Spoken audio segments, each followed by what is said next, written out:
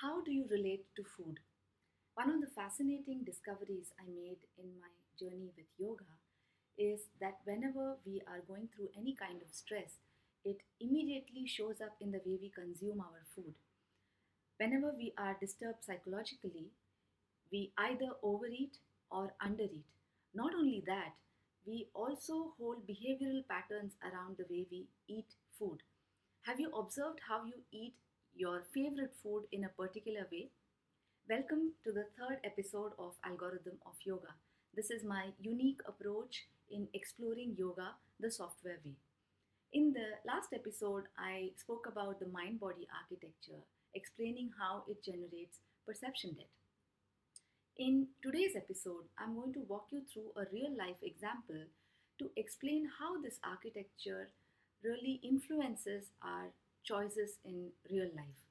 It's a fascinating study because once you understand this architecture deeply, you realize that unless we claim our agency, there is no choice. I have the mind body architecture laid out in front of you. Now let's see this architecture in action with an example.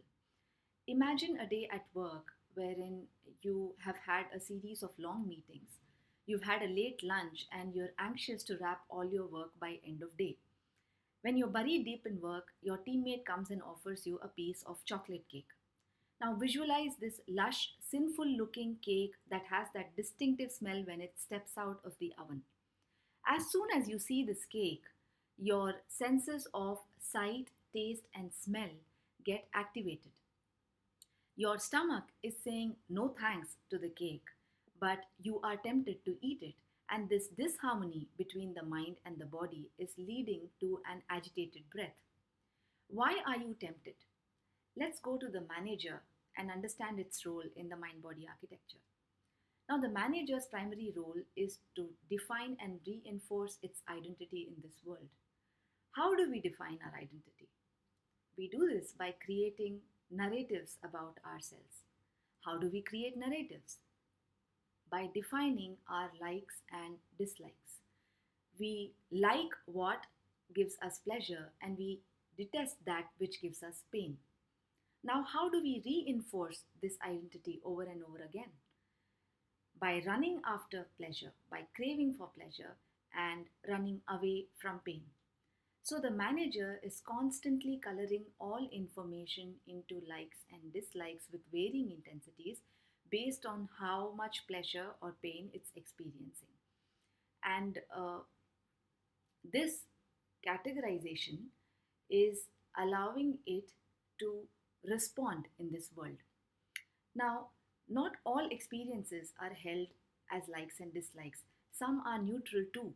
But the point is that the intensity with which an experience is held is directly proportional to the weightage it adds in influencing the manager towards its future actions.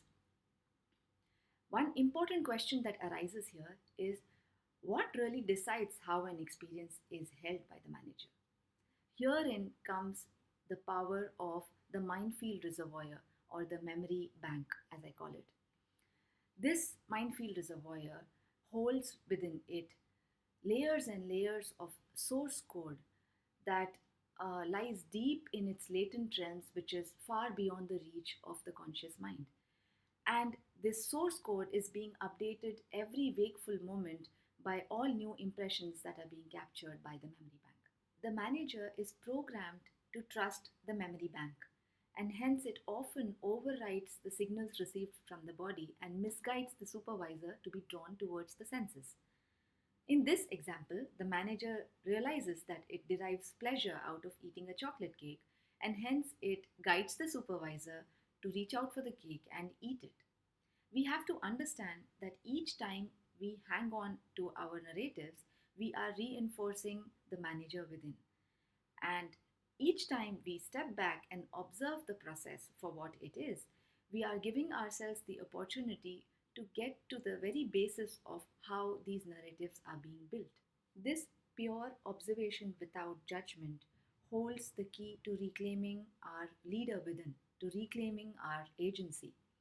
The true power of yoga lies in this ability to step back and watch this entire mind-body architecture in action. Thank you for watching this video. Feel free to reach out to me with your questions and comments in the comment section, and we'll continue our exploration in the next episode.